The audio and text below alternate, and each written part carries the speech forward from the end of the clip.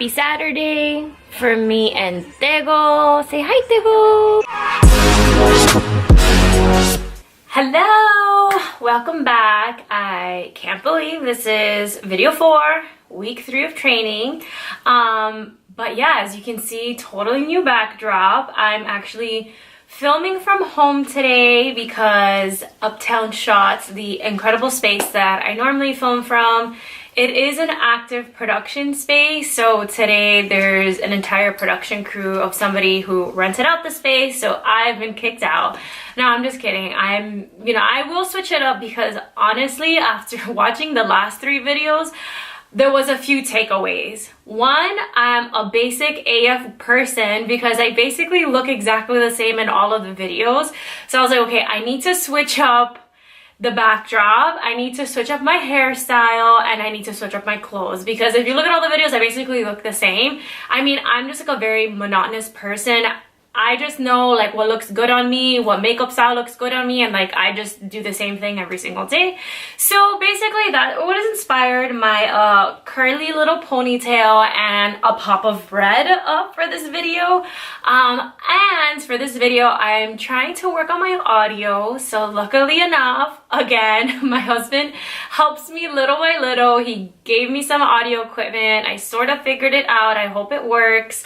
If it sounds like the other videos, it's because the audio equipment that I tried to figure out on my own doesn't work, and I have some new epic lights that also he lent me, so hopefully all of this looks better. But yeah, going straight into the video of what this title is, and I wanted to make it special, so we'll obviously recap where I am with my mileage. I found like very interesting in the past 3 weeks, as I was like obviously talking about my journey to the New York City Marathon, there was this overlying like reoccurring conversation that I kept having with everyone that just like made me realize, sorry, that's my dog. Obviously I'm working from home today, so like what sounds like weird shake, it's because he just shakes, and he obviously has like a bunch of metal tags on him. And every now and then, very rarely, when he hears somebody at the front door, he'll bark. So we're not expecting anyone, so I don't think he'll bark. But anyways, going back to what I was originally saying is that over the past, couple of weeks with all of this, I just keep hearing like a reoccurring theme in how people kind of talk, and like kind of probably not even consciously realizing that they make excuses. So I kind of want to touch on that because I think it's just very interesting, and the things that people say like, oh, why are you running this? So we'll get back to that. And then obviously talk about the very special someone or something that this week's long run was dedicated to. So that's that. So let's get into recapping where I am with training. So obviously this is week 3 of training. So I was so proud of myself because I did everything I was supposed to do, and with like a funny little story of what happened to me. So this week I was on track. Obviously, as always, Mondays and Fridays are rest days.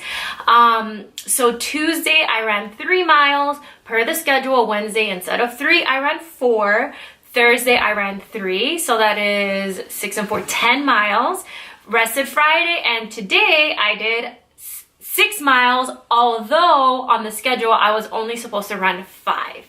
So the reason why I did that is because accidentally I always keep my running schedule on my refrigerator. One, so I can look at it every day, and then 2, obviously to hold me accountable, and it forces me to kind of check the boxes. So what happened to me on Wednesday was that after I finished my run, I look at the schedule, and for some reason I didn't like look straight across. I looked at the wrong Saturday. So I was like, oh man, Saturday I have a 9-mile run. And I just, as of Wednesday, I was like, oh, I'm gonna dread Saturday. It's the first time that I have to run that amount of miles. So I was already like getting in my own head. So Wednesday I'm already like, God, I have to run 9 miles. Thursday, I'm like still on the 9-mile thing. And then yesterday, I was just trying to recruit anyone because the running group that I normally run with, for some reason, they change their schedule, so they're not running on Saturdays. And then I tried to find another running group, but they start too early, and then they're doing 10 miles tomorrow, or today. So I was like trying to recruit two of my friends that usually always kind of run with me, or I can count on running. And then they're like, I'm not running 9 miles. Ceci's like, I just ran a half marathon last week. I'm not trying to do 9 miles. And then my other friend Claudia already had another plans with another running group that she pays for. So I was like, oh my God. So I'm like, let me go on mapmyrun.com, which is basically like a website that you can like map literally like your run.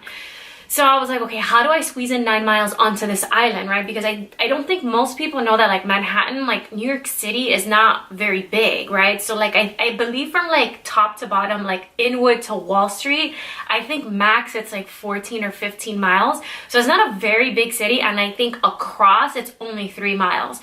So in reality, like I'm gonna have to run the island like a couple times, like in its full capacity at various points of the training.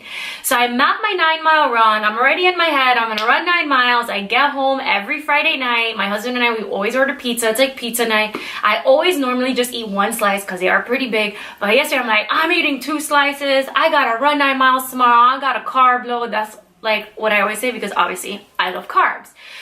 So I eat my 2 slices of pizza and I get up to get like water or something from the refrigerator, and I look at the schedule again and I'm like, oh my God, I only have to run 5 miles.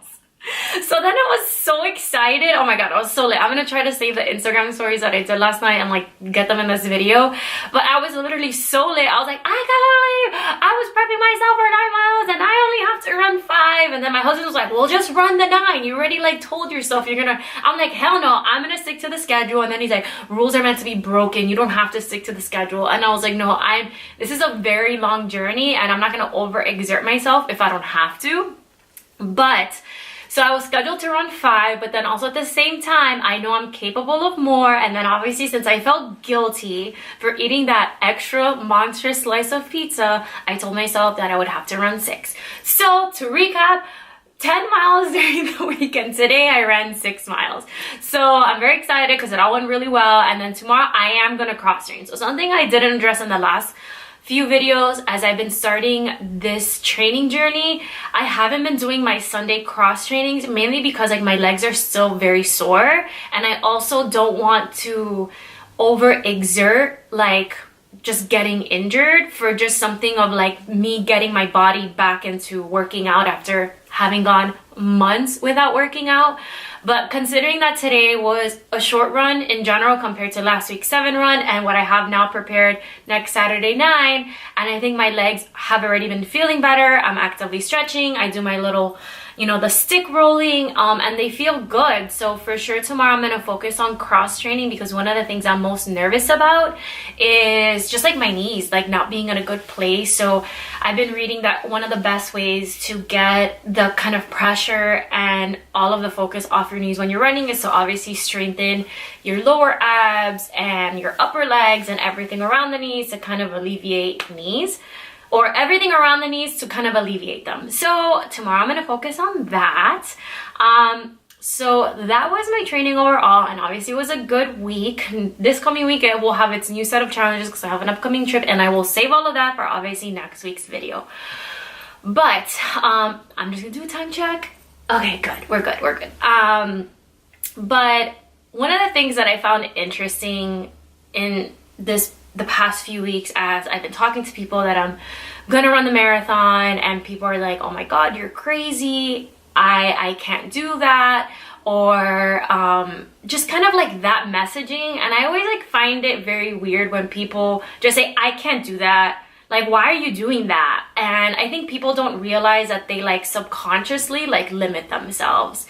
And I just think a big part of it is that obviously people will resist things that scare them, and I'm just the opposite. I give credit to my parents all the time. They've instilled in us that you are capable of anything and everything you put your mind to, as long as you're willing to put in the work for it.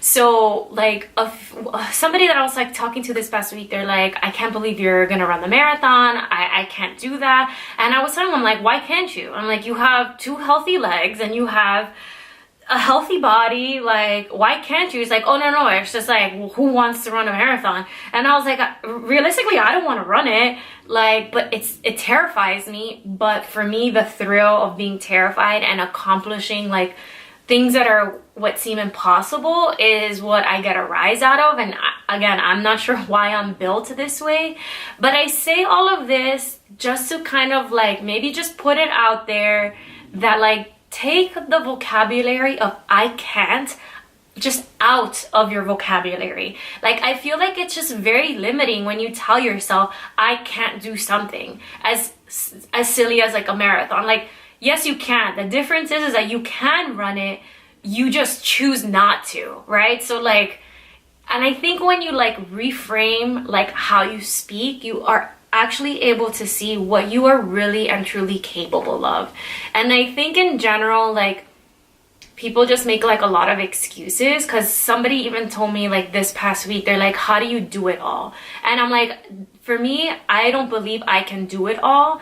I am just very methodical about my time and how I spend my time, and I'm very disciplined that like if it doesn't fulfill like the top 3 things of my life, everything else is just like surround sound, right? So like I know that I'm incredibly disciplined when it comes to protecting my time. And I think in general, people are trained to be like people pleasers, and people are trained to want to make other people happy by not disappointing them, by saying, sorry, I can't go to your outing, or I can't go to your event. And I'm the complete opposite. You and you alone, you are the only person that knows what's going on in your life and how much of a threshold you have for taking on too much. I know when I've hit like my peak. I also thrive off of being like completely not busy, because I don't like to say busy. I'm a very high functioning productive person, but I just thrive off of just keeping myself active to get myself out of my own head. I'm a very, like my husband will agree, I'm a very mental person, and I have a tendency of overanalyzing everything and trying to be like 3 steps ahead of everyone, so like no one, I guess for lack of a better word, fucks me over. I'm not going to turn this into a therapy session, but I'm just very protective of myself and my life and my feelings and my vulnerability. So I think because of that, I just keep myself very busy to keep myself out of my own head from overanalyzing things. So all of this to say is that everyone is capable of doing everything. And I always say you have 24 hours in a day, and I say all this with a context of like a few people are like, oh my god, Lisa, you've really inspired me just to like get out and go to the gym. And I'm like, good, like you can like do it. Like it really doesn't cost you nothing to spend 1 hour of your day on like your health and well-being. Now I'm not like here like championing like I'm this like health and wellness expert. I'm not. I've had my own challenges of consistency, and I think now going through this journey of being forced to do this, because I mean I'm not forcing myself to do this, but I don't quit. So I knew very well when I signed up for the lottery that there was a 50% chance that I would get in. I honestly didn't think I was gonna get in because the percentages are very low. I'll like write a stat on the bottom from like a Forbes article of like the very low percentage of people who actually make it in through the lottery. So I really didn't think I was gonna get in, but I was also prepared that if I did get in, like I would give this like 110% of me, because I'm also, one, they charge me $300 to run this, and also two, like it's a challenge that I want, and I want to be able to say that I did it and I did it well. I also am not gonna like start running this half marathon and like die halfway through. So now being forced on this schedule, because again I'm not gonna not do this the right way, it made me recalibrate like my entire life. Right? So it's like I am working out 5 days out of the week, and I have no choice but to make some cuts out of my own schedule. So the way that I see my life is I have 3 priorities. Myself, as selfish as this sounds, always comes first. If I don't feel good, if I feel overly anxious, overwhelmed, etc., then I cannot give to everyone else the best of me. So I come first.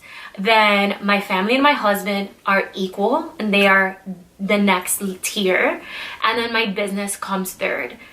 Usually between those 3 things, because my business alone is a monster, that takes up 99% of the time of my time. 1% will be dedicated to like little things here and there. The little bit that I do have left over, I try to chill.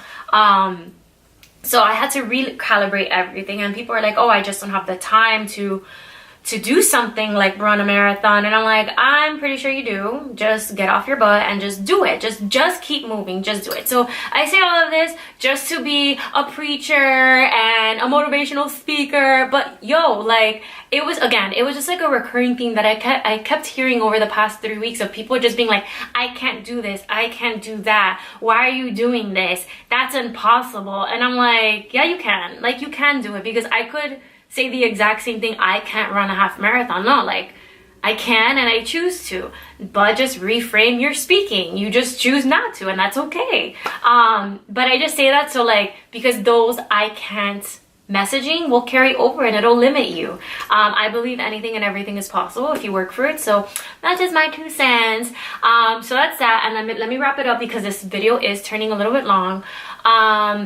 And the person that I ran for is actually not a person, but it's my dog, Diggle. Like, I think I'm gonna include in the beginning or at the end fun little videos that I've taken of him. But I believe yesterday was National Puppy Day, and even though he's not a puppy anymore, he's always a little puppy in my eyes. You know, he's really has changed my life for the better. I actually hated dogs growing up. I hated them. I hated the sight of them. I was resistant to them. Anyone who had a dog, and I would go over their place, I would make their life like impossible, be like, ew, get your dog away from me. But then lo and behold, I have anxiety issues. I seek help for it, and I was diagnosed with general anxiety disorder. And instead of being medicated, because I really don't like taking pills or anything pharma related, I already have a thyroid issue and I already have to take a pill every single day for the rest of my life. I ain't trying to add more into it. I always try to find very holistic ways of kind of curing myself of things. And I do think a big part of the reason why I've turned into really enjoying running is that it really helps like subside like anxious energy that I have inside of me by forcing me to like not think about the things that give me anxiety. So Theo is my diagnosed emotional support animal, and I love him so much, and he has literally changed my life. He has changed the way that I see things. He's changed the way that I react to things. He's made me a much more loving person. I was very self-aware that a majority of my life I have been a complete bitch, and I was a complete bitch to a lot of people in my life. And I think something as petty as having a dog made me realize that like a new way of handling emotions. Yeah, it's just weird. I honestly don't even know how to put it into words that like in this day and age I cannot ever see myself not having an animal like around me.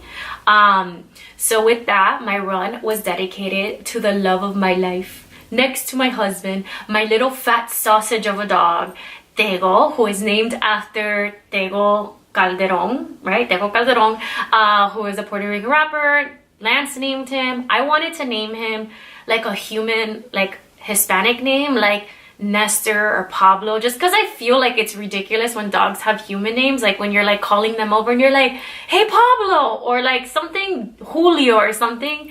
But he opted for Tego, and I honestly think it's pretty funny because when people know that he's named after a rapper, they like think it's hilarious. So yeah, this run was for Tego. Oh, and I totally forgot to mention that I wanted to say thank you for so many people like this past week, random people, because obviously one, like, well, I have like 17 subscribers and my videos get maybe 100 views, and that's because Ceci overly promoted her video. But you kind of forget like that you throw things out there. So like one of my friends, Tanya, that I had drinks with on Monday, she was like, girl, I love your videos. And I'm like, oh my god. And she like liked and commented on one of them, and I just think it's so funny because she's like all the way in California and like is a crazy successful entrepreneur. I'm like, I can't believe you even have time to look at social media. And then like 2 days ago, I like was at my WeWork office, and I ran into another friend who is also an OG Harlem WeWorker, Terry, who is the founder and the owner of the Harlem Candle Company. She is so fucking dope. And she's like, girl, I've been watching all your videos. I'm like, what? I'm like, you have time and why are you watching this? She's like, I love them. They're so fun. So honestly, thank you. I can't believe you guys actually watched this stuff. But thank you so much. I hope you like my new space. I'm gonna try to switch it up so I don't always look the same. I'm very excited about this upcoming week and some upcoming challenges. There will definitely be more vlogging this coming week because I'm traveling, and I'm traveling with Regina, who is one of my clients. We actually have a mini Miami media tour. So we have some interviews happening this coming week. So I'm actually gonna have to alter my training schedule, but not miss a run, but I just have to change the flow of it. But I'll try to get some behind the scenes because she is hysterical. She's probably one of the wittiest, funniest, most sarcastic people I know. So I'm for sure gonna have to get her on this channel because she was actually gone on this very epic honeymoon when I got into the marathon, and a light went off, but I don't care. I'm just gonna keep going. So anyways, because this is the end. But anyway, so she just like makes fun of me. She's like, how did I leave for like a couple of weeks and I come back and you're like a fitness influencer? I'm like, I'm not a fitness influencer. I'm just a girl that just wants to capture all of this. So that is my rambling. I hope you guys enjoyed this video. Don't forget to like, subscribe, check the description box below, yada yada yada, and I'll see you next week. Bye. Diggle, do you want to say hi to my YouTube family? Say hi, my name is Diggle. I'm Lisette and Lance's dog, but I'm also Lisette's emotional support animal. And he's awesome. And when he has cameras in front of his face, he sometimes walks away. And he always has this very stoic little pissed off. Oh, there he goes. Oh no, you're sitting down like a good boy. So yes, he's the best little thing that's ever happened to me. I love him so much. He makes life so much better. I don't know why I'm talking like that. Okay, anyways, but he's seriously like the best. I love him so much. He's such a good dog. He has very classic Frenchy tendencies. I say, you know, he's like a little lovable dick sometimes because they're very stubborn. But they're just really awesome little snuggle buddies, and he always just wants to make me happy. Lance calls him Mama's boy because I think he innately knows that he's here to make my life better. So he follows me everywhere I go. They go, right? When I take a shower, you lay down on the mat next to me. When I go to bed, you come straight to bed behind me. When I'm on the sofa, you sit next to me. And when he does it, Lance is always like, this dog is such a mama's boy. But we love it, right? You're such a good boy. We love you so much. I say he's becoming my little old man with his little goatee. You want to show everyone your tricks? You want to show me how you give me paw? Paw. Oh my goodness, what a good boy. He does like his fake paw when he knows that he doesn't have a treat. Give me other paw. Give me this paw. Give me this paw. Another. I don't have a treat in there. He's waiting for, okay, give me this paw. Oh my goodness, good boy. You want to do up? You want to do up? No, he knows that there's no treat in there, so he won't do it. Sorry, buddy. Okay, say bye, everyone. I can look at his face all day. It's the cutest thing. Like, I just want to squish it. I love that he's black and he has a white chest, but he has like these like super beautiful brown eyes. Y'all, I'm obsessed with him. Right? Okay, bye.